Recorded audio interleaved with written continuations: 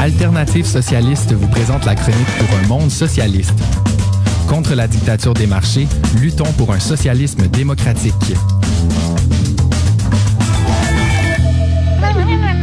Alexandre Pouliot-Roberge qui est avec nous ce matin. Salut Alexandre. Bonjour Marjorie, heureux de te parler. Heureuse de te parler aussi. On va parler du sujet de l'heure, c'est-à-dire, pas la COVID. Il y a quelque chose qui a remplacé la COVID et c'est cet assassinat de George Floyd par la police. Et donc, tu voulais aborder ce sujet. C'est sûr que c'est d'une importance capitale. Et donc, voilà, je te lance le micro. Oui, ben c'est ça. Écoutez, c'est incontournable actuellement. En fait, on parle beaucoup de George Floyd, qui est devenu un symbole par rapport à ça. Mais son assassinat, parce qu'on parle réellement d'assassinat, là, ce qui a eu lieu le 25 mai dernier, c'est quelque chose qui, malheureusement, est monnaie courante. Autant aux États-Unis qu'ailleurs, ce genre de choses-là.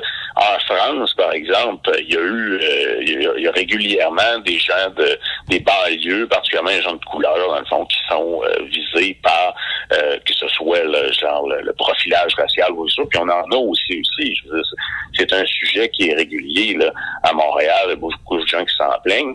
Et c'est sûr qu'aux États-Unis, il y a un problème là, très profond de racisme et ça mène justement à des décès. Puis celui-là, celui de George Floyd, ça a donné qu'il a été médiatisé énormément. Puis ça l'a déclenché une écœurite aiguë là, dans l'ensemble, partout aux États-Unis. Puis pas juste son décès, aussi la réponse agressive de la police envers les manifestants pacifiques qui n'avaient pas eu lieu, type de réponse violente qui n'avait pas eu lieu lorsque des gens avec des armes d'assaut étaient allés et des gens blancs étaient allés contredire les mesures de réclusion face au COVID-19. On voit qu'il y a un double standard. Ouais, c'est ça. La police qui c'est quand même particulier quand on pense au fait que, et on a vu plusieurs reportages là-dessus d'ailleurs, de parents noirs qui doivent prévenir leurs enfants d'être sur leur garde lorsque la police les invective pour leur demander, par exemple, leur pièce d'identité.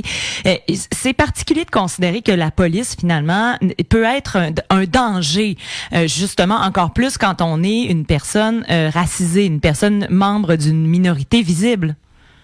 Mais ce qu'il faut dire, c'est que la police n'a jamais été créée à l'origine, ça n'a pas été créé comme un service public. C'est un appareil de répression.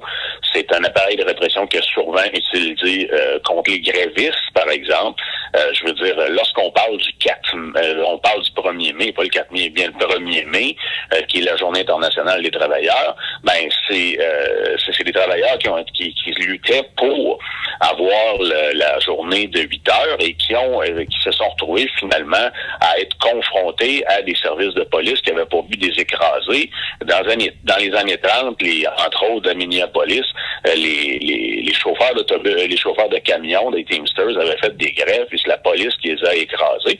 Donc c'est pas et la situation qu'on vit actuellement avec les forces de police, c'est que c'est comme l'ensemble de l'appareil de répression de l'État capitaliste, c'est à la solde des gens qui détiennent le pouvoir dans le système économique, c'est-à-dire des propriétaires, c'est-à-dire des capitalistes, des gens qui ont des capitaux. Si vous regardez dans les grandes villes, les maires comme Giuliani puis Bloomberg par après, à New York par exemple, écoutez, quand on a des problèmes de crime dans sa ville, il y a deux possibilités. Il y a des possibilités, l'option qui est une option beaucoup plus socialiste, c'est-à-dire de créer des loisirs pour que les jeunes ne tombent pas dans des problèmes de drogue, c'est-à-dire de mobiliser les communautés pour s'assurer de permettre aux gens de s'intégrer dans la société, de se trouver des emplois.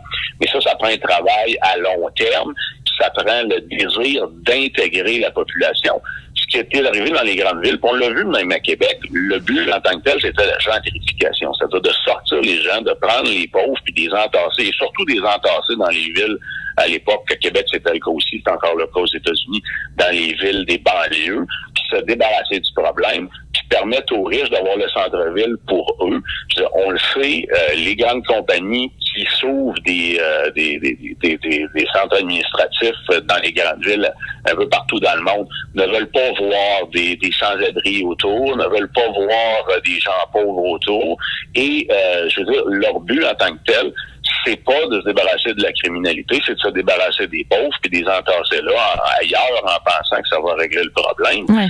Et la police a été utilisée à titre d'outil pour chasser les gens, et la culture de la police qui a été instaurée, c'est celle-là, c'est-à-dire de harceler, on s'en souvient, les jeunes marginaux qui s'en allaient au Carré du Haut-Ville, une vingtaine d'années, étaient continuellement harcelés pour quoi que ce soit par la police, et c'était une commande de la ville, c'est-à-dire on voulait chasser ces gens-là pour en faire un Disneyland.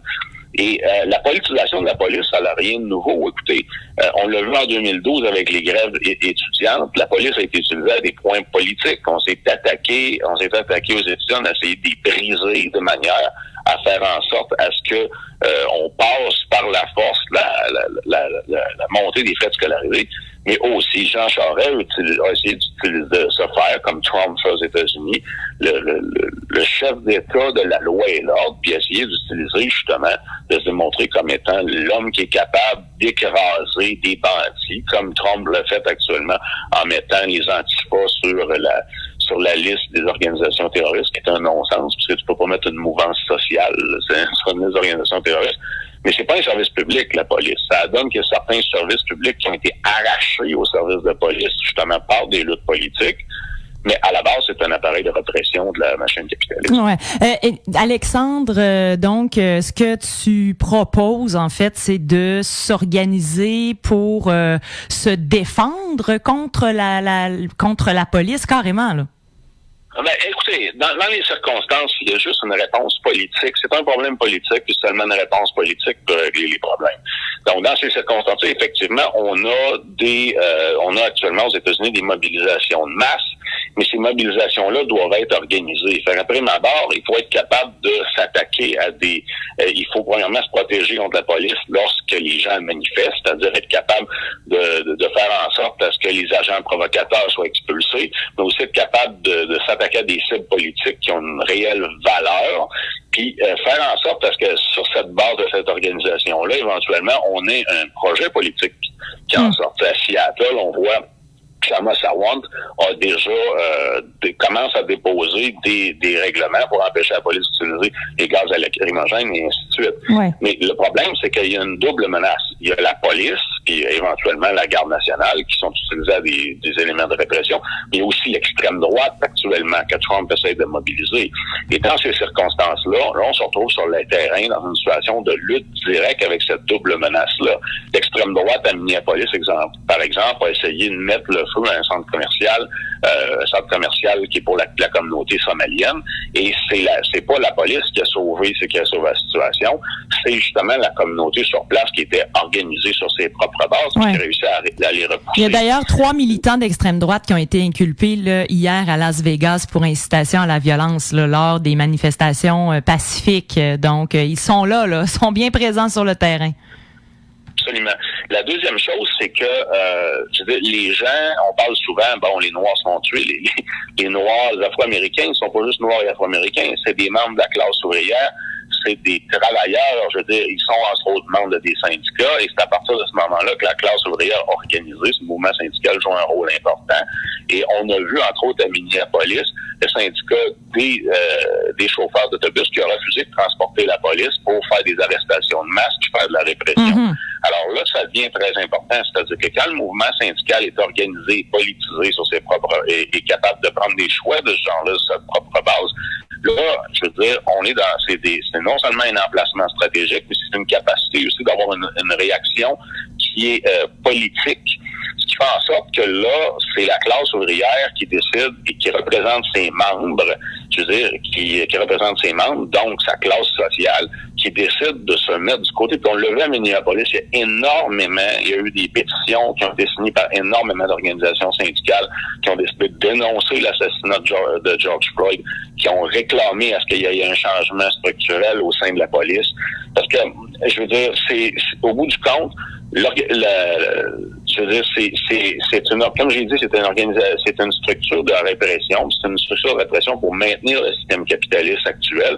Et puis, je veux dire, éventuellement, si les manifestations demeurent des manifestations spontanées ou un peu hors de contrôle ou ainsi de suite, ce que ça va faire tout simplement, c'est que ça va permettre à la bourgeoisie d'attirer la haine envers les manifestants, puis finalement d'essayer de les écraser ou d'attendre qu'ils s'étouffent. Pendant que si vraiment la classe ouvrière organisée, le mouvement syndical, avec les organisations socialistes comme la nôtre, vous savez, nous avons chez les chauffeurs d'autobus à Minneapolis, on a un de nos membres qui est là qui joue un rôle important au sein de ça, puis il a été tué comme milité pour justement empêcher la collaboration avec la police.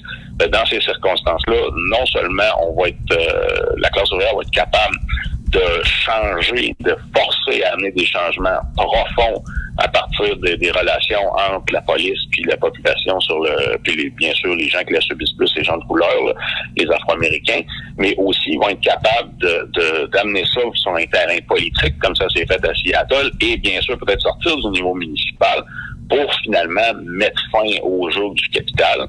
Puis je veux dire, c'est ça, nous, Alternative Socialiste, c'est ce qu'on vous propose en tant qu'organisation. Donc, je veux dire, on a un site Internet que tu peux mentionner. alternativesocialiste.org. Donc, on vous invite à aller visiter ce site qui contient plein d'informations. Alexandre, merci beaucoup de nous avoir parlé ce matin de cette situation aux États-Unis, mais qui nous concerne tous et toutes. Oui, ça fait plaisir, Marjorie. Passez une bonne journée. Merci. Bye-bye. Au revoir. Alternative Socialiste vous présentez la chronique pour un monde socialiste. Contre la dictature des marchés, luttons pour un socialisme démocratique.